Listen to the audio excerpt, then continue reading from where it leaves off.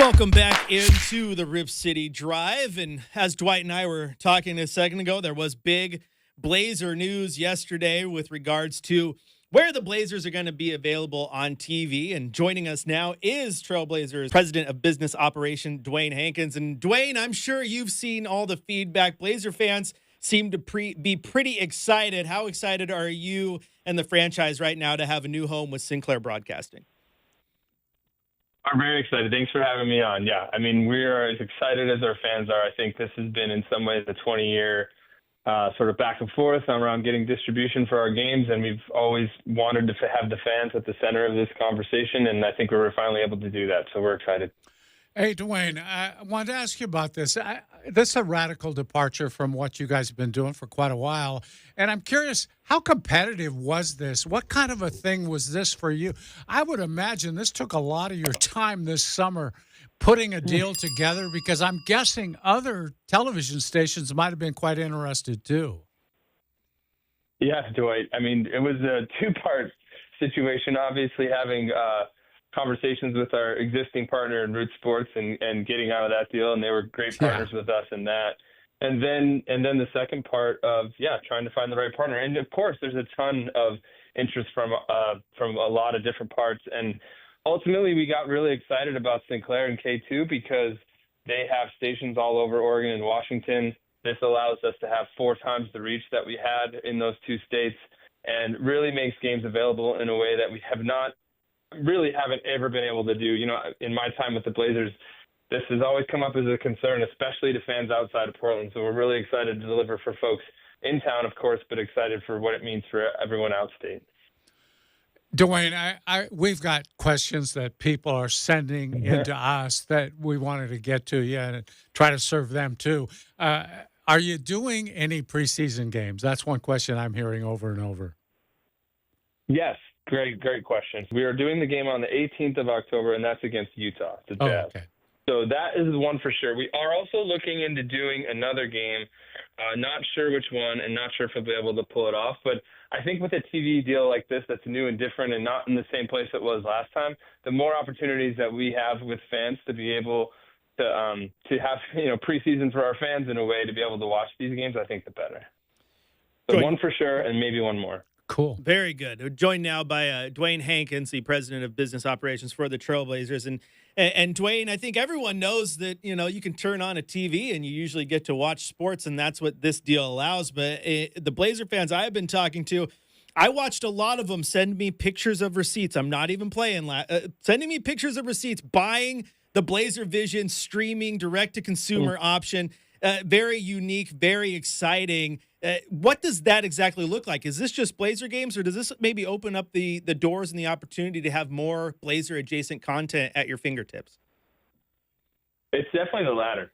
So it definitely starts with the games. We think that's obviously the content that fans are most excited about, but it's the opportunity to do more. We've got an Emmy award-winning documentary in the Trail that fans can watch. I mean, obviously they can watch that anywhere, but it's great to have that tucked in the app. There'll be historical games, and then there's a lot more content that we can show. If we know anything about our fans, it's we can never make enough content to make everyone to satiate everyone's appetite. And then for us, the $120 price point for the year, $19.99 a month. If you want to go that route, it comes with 2 tickets to a game. So we'd love to have folks back at Moda Center this year. We're just excited about it. It provides another opportunity and another option for our fans. I'm curious about this, Dewayne. Obviously, KATU is an NBC network station, and they have network commitments, I'm sure. So some of the games are not going to be on that station. They'll be on another KATU property, I'm sure. Can you tell us exactly where those games will be, and maybe a ballpark guess at maybe how many of them will not be on Channel 2? Yeah, definitely. So as this process evolves, it's only going to get easier for fans to watch the game. So let me just say that out of the gate. Most of the games will start out on that 2.2 station. There'll be a handful of games that we can get cleared, specifically East Coast games that will be available on the K2, I guess, mothership, as you call it.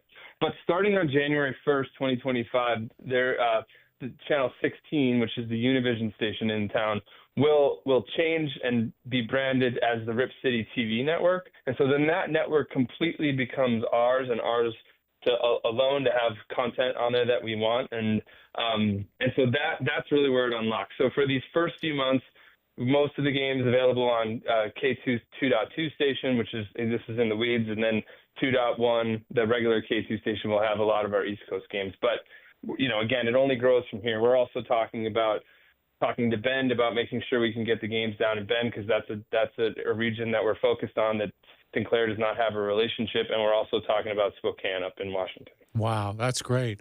I wanted to ask you that because there was some confusion in my feeble mind about that backup station, because I have DirecTV. We have it here in the studio also, and it listed the call letters, and I went and looked it up, and it was a Univision station. After January 1, that will become the Trailblazer station, basically, right? Yeah, that's correct. Yep. Okay, what about before that? Will those games be available on DirecTV? So that's what we're working on, Dwight. I think The main thing to know is that that's a distribution conversation that will happen between Sinclair and DirecTV, and I think they're in those conversations now. But I think primarily the reason we wanted to go over the air and talk a little bit about this was just to not be in the middle of these distribution conversations between stations and distributors anymore. And, certainly if you have an antenna, which, they're relatively inexpensive to get, you'll have the games no matter what distribution challenges exist for us. And so I would definitely encourage fans, and I think we're going to do an event here and possibly give some antennas away just to help with education on this. That's the primary way fans will be able to watch games along with the Blazervision product.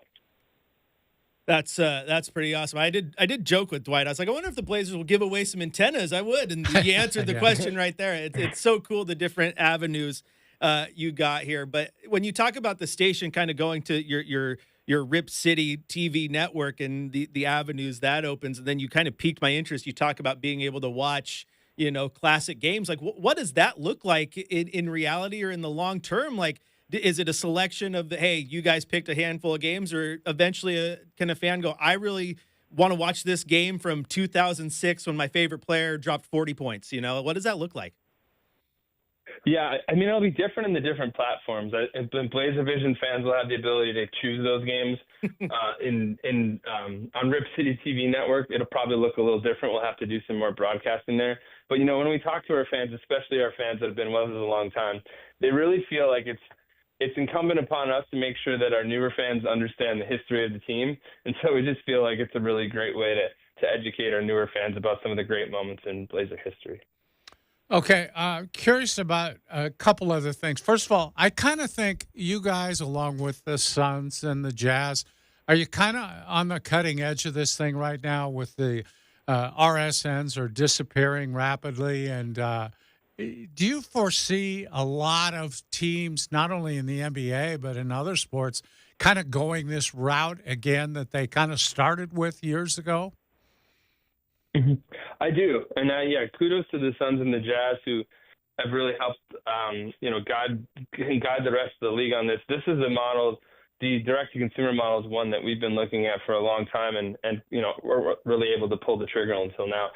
The way to think about it, Dwight, is I think the RSN industry is changing. It's changed underneath our feet. A deal that we signed, 3 years ago that we thought would lead to the best distribution we've ever had.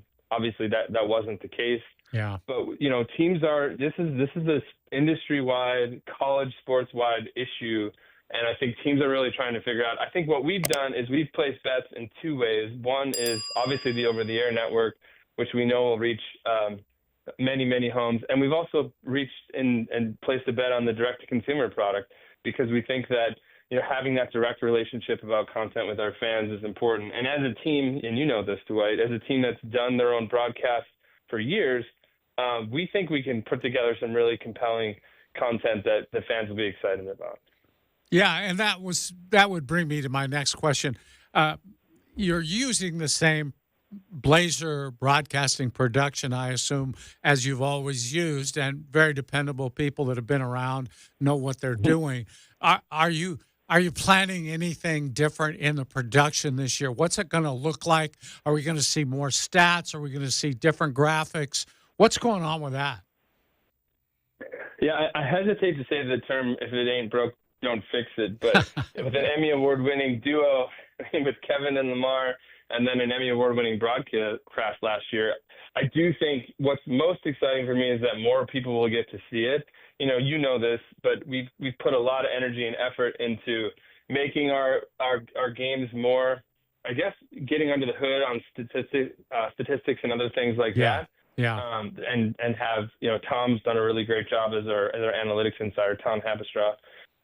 So definitely going to be more of that, lean into that where it makes sense. And, I think what I love about our broadcast is that we really let fans in and help them understand the game, and both from a statistical perspective as well as a, X's and O's perspective. So you're telling me Haberstraw's coming back? I guess that might be breaking news, yes. All right. Tom's a good guy. I'm happy to hear that. Tom was great. I loved when we were doing the radio hits with him, and you could hear his kids in the background when we were prepping pregame.